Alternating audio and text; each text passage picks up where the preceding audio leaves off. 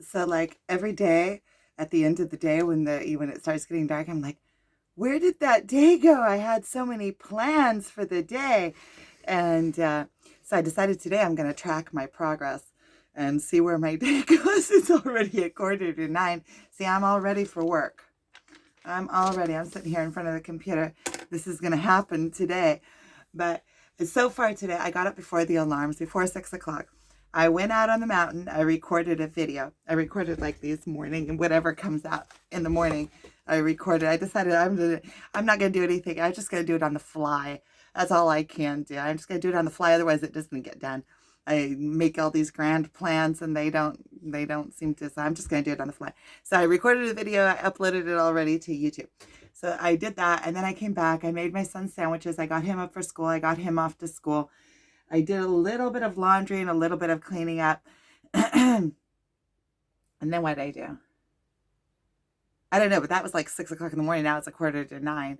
Oh, and then I ran around, and then I wrote down some things, and then I did another couple of little short videos, just things that I wanted to get off and into, recorded before they disappear. And then I went running around the yard looking for chicken eggs, and I made a video of that too. It seems like all I really want to do is run around and talk.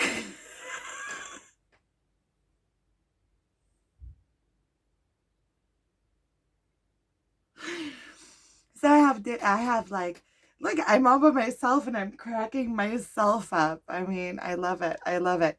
Oh, that doesn't mean that I haven't already cried this morning.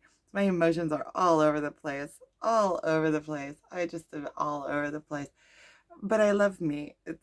It's fun to be me. It's like being on this like amazing roller coaster, up and down and up and down and up and down and up and down and all around.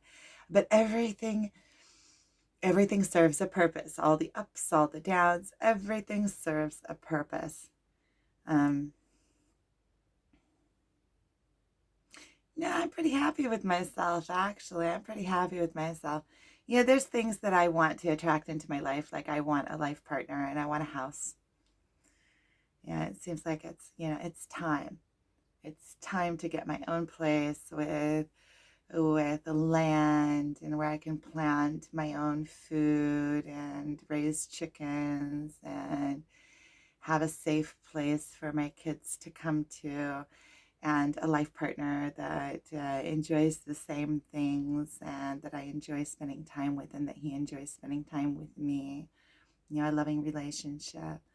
Those are all things that I would like to attract into my life, but I also understand right now, sometimes that there's a grand plan and those things come when they're ready to come. And I'm still rising in my own spiritual awakening.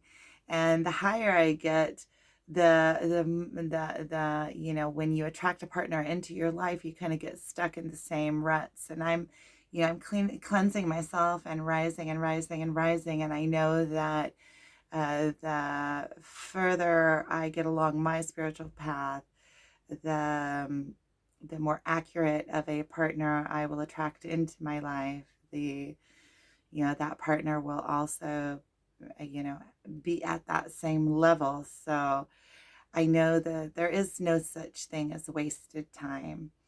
Um, there's time spent well and how it is supposed to be. So in the meantime, I'm working on myself and doing my own spiritual work and my own self work and bringing myself into a place of readiness. Yeah, I go back and forth. You can look at things from lots of different perspectives. So people have told me, yeah, but if you attract somebody into your life, they're going to love you just like you are with all the whatever is not left done. And I completely agree with that. I understand that completely. Um, but I'm also happy to do this journey, what I am doing by myself, because it allows me to focus on myself. Yeah, I know how I am. When I get into a relationship, I'm all in and my focus goes on my partner, at least for a while, until things kind of medium out, they kind of even out, and then you like lose that over compensation or whatever you might want to call it. The gushiness in the beginning of a relationship. There's like super gush, and just if you could just bypass all of that super gush and get to a place of medium, that is like the perfect place to be.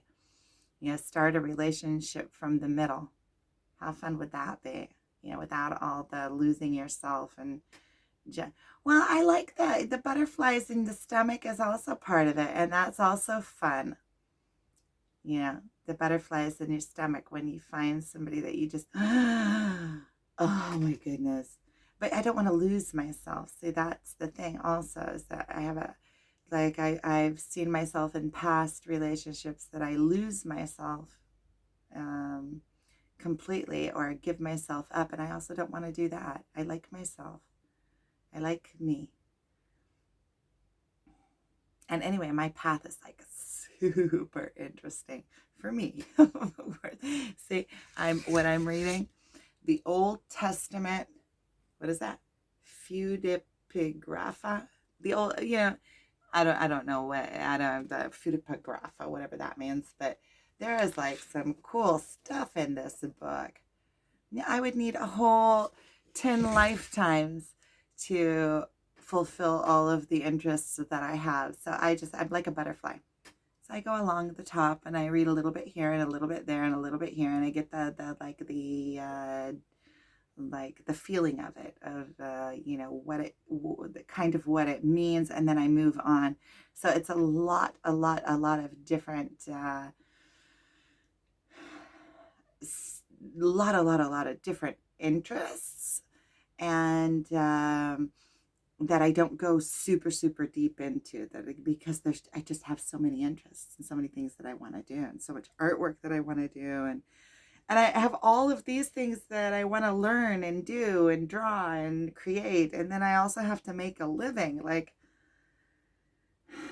how do you find the balance in that? How do you find the balance in that? How do because nowadays, to make a living, there's like in the world, it evened out that in order to make a living, you have to give back most of your hours of a day just to eat or have a house. And I don't know, that's how everything evolutionized to be, that I think that's how it evened out, like even, what is the word when you off give something? You have to give all of your hours to get back enough value to just make a living. So when are you supposed to fulfill yourself, your own spiritual path? And reading and running around the yard looking for eggs is what I've done like this morning quite a bit. I enjoyed it very much. But at the same time, I'm doing graphic work and I'm selling my hours. So I'm doing graphic work according to hours, which I set up. I like it that way. I don't like to give like a price for a job. I like to do it by the hours, because then I know exactly what I'm giving. They know exactly what they're getting. I find that it's just the easiest and best way to go about it for me, and the simplest, and I don't have to afterwards do any kind of it's simple. I like simple. I'm attracting simplicity into my life. Simplicity. I like that. And I like that I know that there's power in words. So when I say something like that out loud, that I'm attracting simplicity into my life, I know that I'm already putting it out there. It's coming into my conscious self, as well as my subconscious. So then consciously, I start gravitating to things that are more simple, and I will start. Well, I already have, but to simplify things, to make things more simple, not to complicate things, to make things simple. I like simple. Gratitude is simple. Just be thankful. It's so easy to be thankful. I'm looking at up here. I have this something I printed out of a saying of Einstein's, And it says, great spirits have always encountered violent opposition from mediocre minds. And I love that. And then it's like stapled into this wall thing.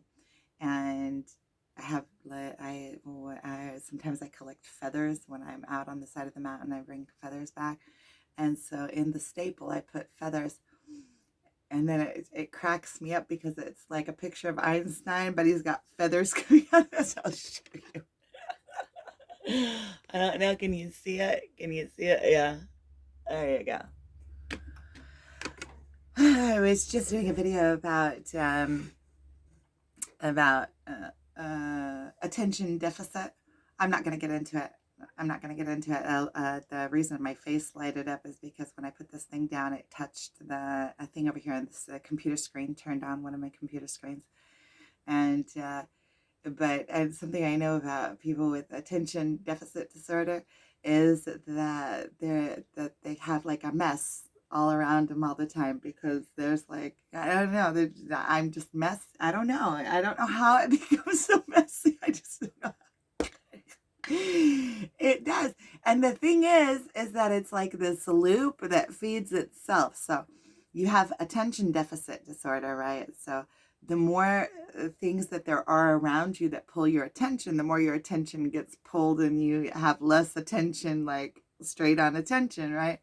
But it's like two things that go together that kind of contradict each other, because people with attention deficit disorder make big messes, and then the big messes makes them even more.